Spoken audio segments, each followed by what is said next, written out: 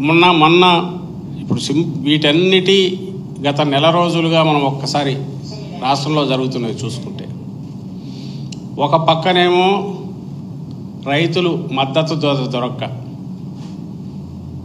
ఈ మధ్య కాలంలో జగన్మోహన్ రెడ్డి గారే ప్రతిపక్ష నాయకుడుగా, వైఎస్ఆర్సీపీ నాయకుడుగా ఇటు మిర్చి కానీ అటు పొదిలి వెళ్ళి పొగాకు కానీ వెళ్ళించాడు. మీరందరూ గమనించి ఉంటారు. మిర్చి ఈయన వెళ్తున్నాడని 3 రోజులు వెళ్తున్నాడు ముందు హడావుడిగా సెంటర్కు లెటర్ రాశారు. తర్వాత ఎవరో రిప్రజెంటేటివ్ డెలిగేషన్ వెళ్ళి కలిసింది. ఆ ఒప్పందం అంట ఇక్కడ ఎంత వస్తే దానికి రిమైనింగ్ గ్యాప్ సెంటర్ ఇస్తుందంట. వాళ్ళు ఇస్తామన్నారా? లేదు.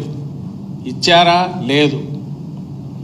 పోనీ ఇవ్వడానికి అవసరమైన ఎవరికి ఇవ్వాలనేది ఐడెంటిఫై చేసిన ఒక సిస్టమ్ ఉందా? అది లేదు.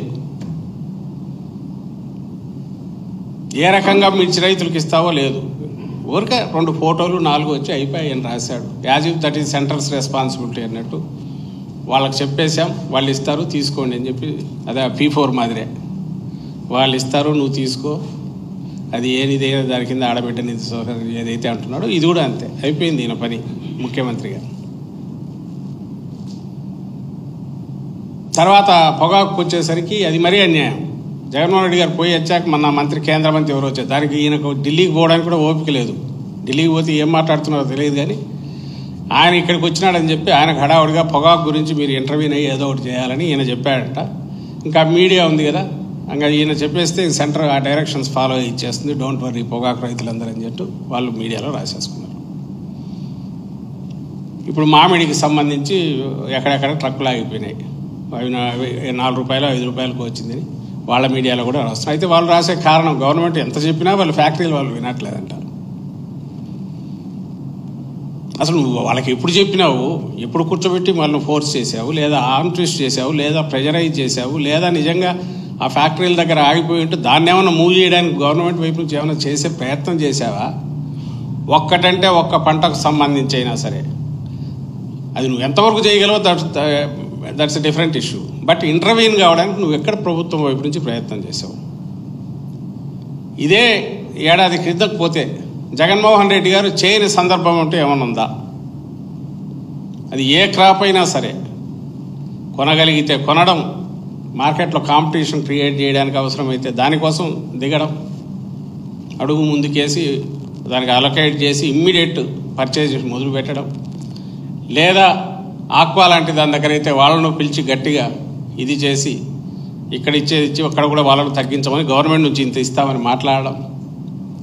మ్యాంగో విషయంలో అయిందా? ఒక్కటంటే ఒక ప్రూఫ్ చూపగలరా? కానీ సెంట్రల్ వీళ్ళు గవర్నమెంట్ డైరెక్షన్ ఇచ్చిందంట, వాళ్ళు వినలేదంట. యాక్టివ్ ఎంగేజ్మెంట్ అనేది ఎక్కడన్నా జరిగిందా? యాక్టివ్ ఎంగేజ్మెంట్ జరుగుతుంది. ఏది? విత్ ఆల్ డ్యూ రెస్పెక్ట్, నేను ఇంతకుముందు యోగా గురించి చెప్పాను, అది నిజంగా ఎంతైనా దాని గురించి ప్రచారం చేయొచ్చు, కరికులంలో పెట్టచ్చు, కిందికి ఒక సైంటిఫిక్ మెథడ్ కింద మన డైలీ దీంట్లో అది పార్ట్ ఎట్లా చేయాలనే దాని మీద గవర్నమెంట్ ఎంత సపోర్ట్ ఇవ్వాలనో అంత ఇవ్వచ్చు. కానీ 20 రోజులుగా ఈ అరేంజ్మెంట్స్ చూడడానికి తండ్రి కొడుకులు ఇద్దరు పోతారు. ఫోటోలు అంటే పెద్ద పెద్ద ఫోటోలు అవి, దాని ఏర్పాటు ఎట్లా చేస్తున్నారు అనేది అవి చూడడం, అఫీషియల్స్ అందరినీ పెట్టి కూర్చోబెట్టి వాళ్ళని తోమడం, ఇది నీ డ్యూటీస్ చేస్తూ నువ్వు అడిషనల్గా చేయాల్సినవి, ఎక్స్ట్రా కరికులర్. దీంట్లో గవర్నమెంట్, ఎనీ గవర్నమెంట్ ఓ హెల్దీ వీటిని ఎంకరేజ్ చేయడానికి చేయాల్సినంత చేయొచ్చు. కానీ నీ ప్రధాన వ్యాపకం అది కాదు. నిన్ను ప్రజలు ఎన్నుకున్నది సక్సెస్ఫుల్గా యోగా డే కండక్ట్ చేయడానికి కాదు, సక్సెస్ఫుల్గా ఒక కాన్ఫరెన్స్ కండక్ట్ చేయడానికి కాదు. నువ్వు చేయాల్సింది, ప్రభుత్వం చేయాల్సింది, ఎక్కడెక్కడైతే క్రైసిస్ వస్తే సమాజంలో 2 సెక్షన్స్ మధ్య వచ్చినా, లేక డౌన్ రావడం డిప్రైవ్డ్ వాళ్ళకైతే పూర్తి అండగా ఉండడంలో కానీ, లేదా ఇండిపెండెంట్ సెక్షన్స్ గవర్నమెంట్ మీద డిపెండ్ కావచ్చు వాళ్ళవి ఇంటర్ఫేస్గా ఎక్కడన్నా అవసరమైతే చట్టంలో చేంజెస్ తీసుకురావాలంటే వాటికి మొత్తం మీద వాటితో ఎంగేజ్ అయ్యి ఆ ఇంటర్ఫేస్ కింద పనిచేయగలిగినది ఎక్కడైనా అది అవసరం. మిగిలినవన్నీ లా అండ్ ఆర్డర్ ప్రొటెక్ట్ చేయడం. నువ్వు అసలు ఏది చేస్తున్నావు? లా అండ్ ఆర్డర్కి సంబంధించినంత వరకు గొంగట్లో కూర్చోవడం కూడా కాదు, ఎక్కడ కూర్చున్నామో మనకే తెలియదు, ఎక్కడ తగిలినా దొరుకుతాయి. రోజు నిస్సహాయులైన దళితుల మీదనో, మహిళల మీదనో, చిన్నపిల్లలు, మళ్ళీ ఈయనే ఊగిపోతాడు కోపంతో. గంజాయి ఎఫెక్ట్తో ఇదైపోతుంది, బాలికల మీద నేను సహించను, తాట తీస్తా అంటాడు. స్వామి, నువ్వు ఉండేది ఆ స్టేర్లో ఉన్నావు,